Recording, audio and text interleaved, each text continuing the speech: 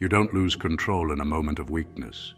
You lose it in the quiet second where you know you should stop, but don't. You were told lust is just a feeling, something natural that comes and goes, something harmless as long as you don't act too far on it. But what you were not told is that lust is not passive. It does not sit quietly inside you. It looks for openings, moments where your attention slips, where your discipline softens, and then it begins to direct your behavior in ways you barely notice. Most people never notice when that shift begins. The difference most people never see is this: they think lust is about what they want. In reality, it is about what controls them. The moment your focus narrows, your judgment begins to bend.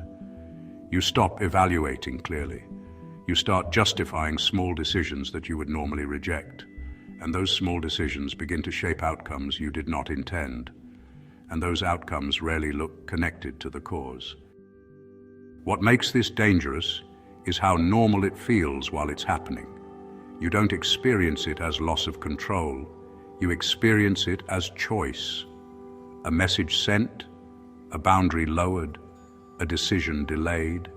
Each one feels minor, even reasonable in the moment. But if you look closely, you'll notice something else guiding you. Not your long-term interest, but a short-term pull that quietly overrides it. That is why it feels like control, even when it isn't. And this is where most people misunderstand the problem. They think the damage comes from obvious mistakes, from the moments that are easy to see and easy to blame. But the real damage happens earlier, in the subtle shift where your attention becomes selective.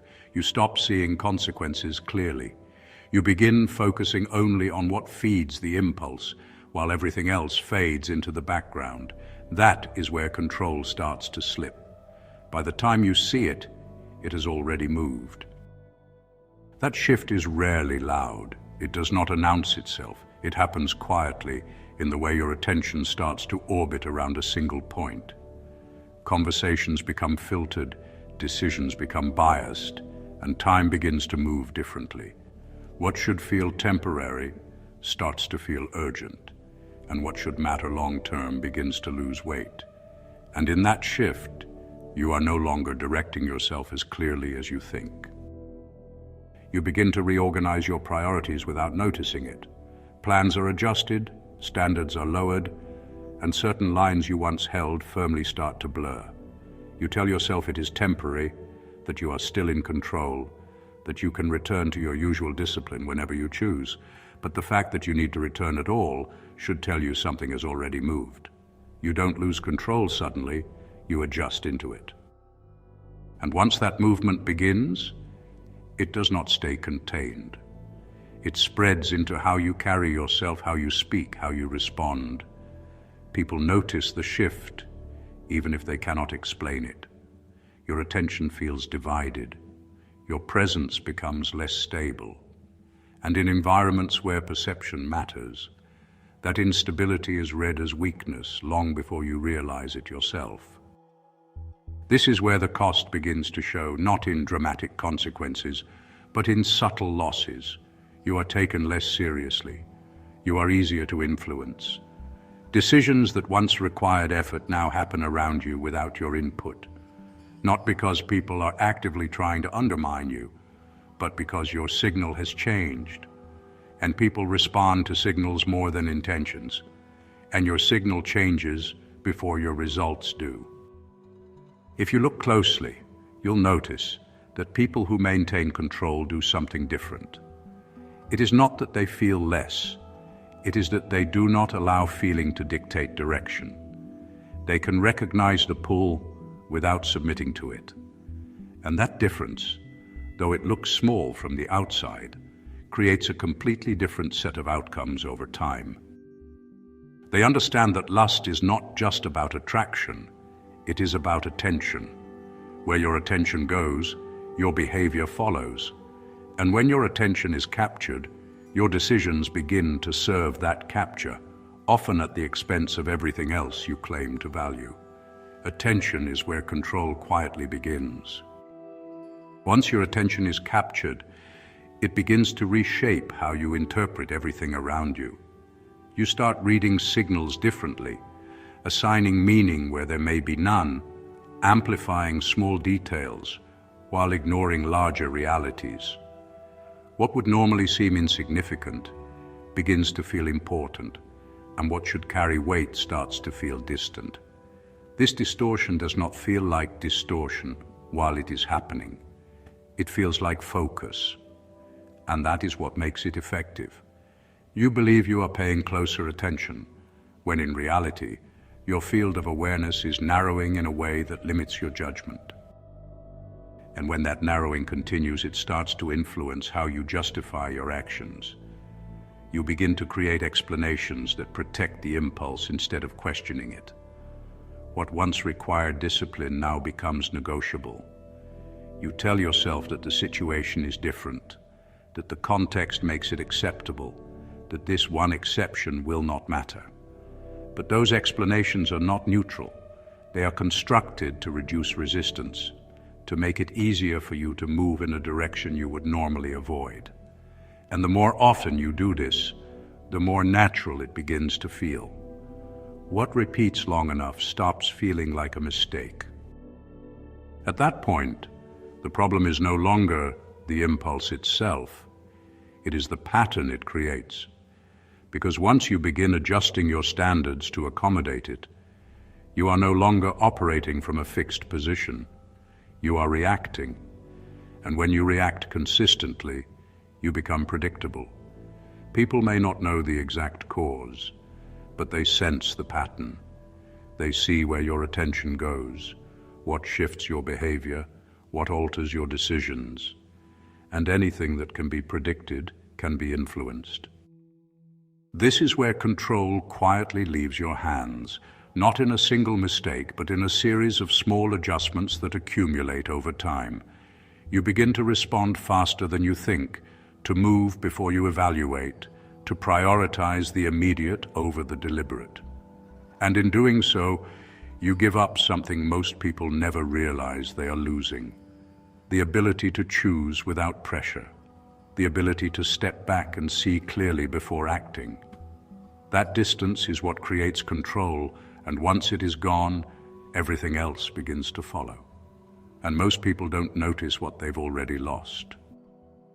What makes this more dangerous is that it rarely looks like a loss from the inside, and that is what allows it to continue without resistance. You still feel engaged, still feel in motion, still feel like you are choosing each step as it happens. There is no clear signal that something has shifted, but if you step outside of it, even briefly, the pattern becomes visible in a way that is difficult to ignore. Your actions begin to revolve around a single trigger. Your attention returns to the same point again and again, and your responses become faster, less measured, more reactive than before. And that shift, though subtle, changes how others begin to interact with you. They start to see where your attention can be pulled, where your behavior can be influenced, and once that becomes visible, it can be used. Once it's visible, it's no longer yours alone, and control begins to extend beyond you. And once that becomes visible, the dynamic begins to change without a word being spoken or any direct confrontation. You may still think you are keeping things contained, that your internal state remains private and under your control, but people do not respond to what you intend. They respond to patterns they can observe. They adjust their behavior based on what they see repeated, not what you explain or believe about yourself. If they sense that your attention can be redirected, even slightly, they begin to test it more deliberately to see how far it goes, how quickly you react, how easily your focus can be shifted from one point to another. And without realizing it, you start responding to pressures you never agreed to, moving in ways that are shaped more by those external pulls than by your own deliberate decisions. This is why control is not just about restraint, and not simply about forcing yourself to stop in the moment. It is about awareness of what is pulling you in the first place, the underlying mechanism that shapes your reactions before you even recognize it. Because if you do not see that mechanism clearly, you cannot interrupt it or step outside of it. You will keep responding in the same way, thinking each decision is separate, thinking each moment stands on its own, when in reality they are all being guided by the same underlying force repeating itself over time. And that force does not need to be intense or overwhelming to have an effect. It only needs to be consistent, showing up often enough to shape your behavior without drawing too much attention to itself. If you've ever noticed yourself about to act on impulse and still went through with it, even when you knew better, that's where control actually breaks. I break that pattern down in The Art of Strategic Indifference, where I show how to stay composed, protect your mental space, and stop giving impulses or people quiet control over your decisions. You'll find it in the description. Once you begin to see that pattern clearly, something starts to change in how you respond, even if the external situation remains the same. The impulse does not disappear, and it does not need to, but it begins to lose its authority over you. You start to notice the moment before action, the space where a decision is about to form, where most people move without thinking. And instead of moving immediately, you pause just long enough to see what is happening, not to suppress the feeling or force it away, but to observe it without being carried by it, without letting it take control of your next step. That pause, even if it lasts only a second, begins to restore distance between you and the impulse.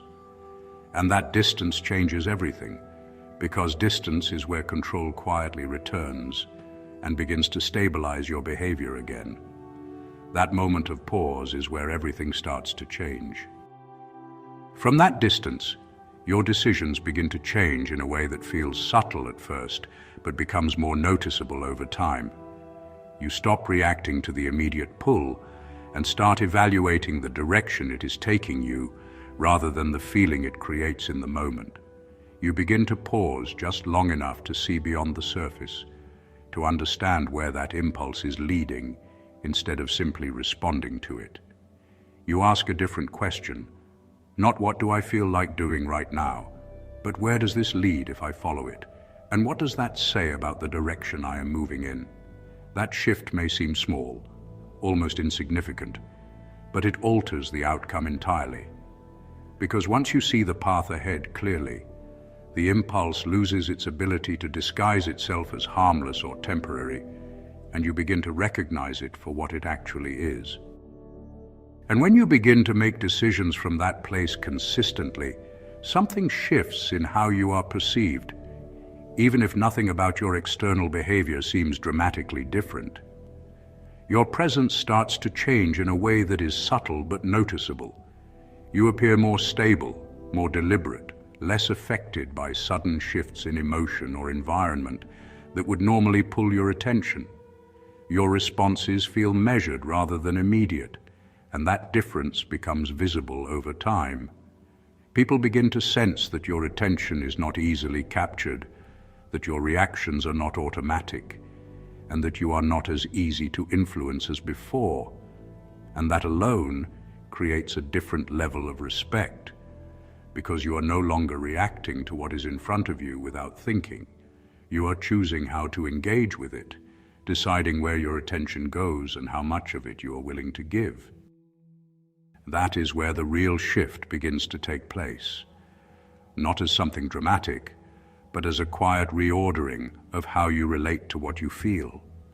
You are no longer trying to eliminate the impulse or remove it entirely, because you understand that it is not the presence of the impulse that creates the problem, but the position it holds. Instead, you begin to place it in its proper position, where it can be seen without being followed. It becomes something you recognize clearly, something you can observe as it appears, rather than something that directs your behavior without resistance. You allow it to exist without giving it authority, without letting it shape your decisions, your time, or your focus. And in doing so, you remove the pressure it once carried, the pressure that quietly influenced your choices, redirected your attention, and altered your direction without you fully noticing it. And when that pressure is removed, something else begins to become clear in a way that is difficult to overlook once you experience it. You are no longer negotiating with yourself in every moment, no longer caught in that internal tension between what you feel and what you know you should do. Your standards remain stable instead of shifting depending on the situation. Your direction remains consistent instead of being redirected by impulse. And your decisions begin to reflect long-term intent rather than short-term reaction.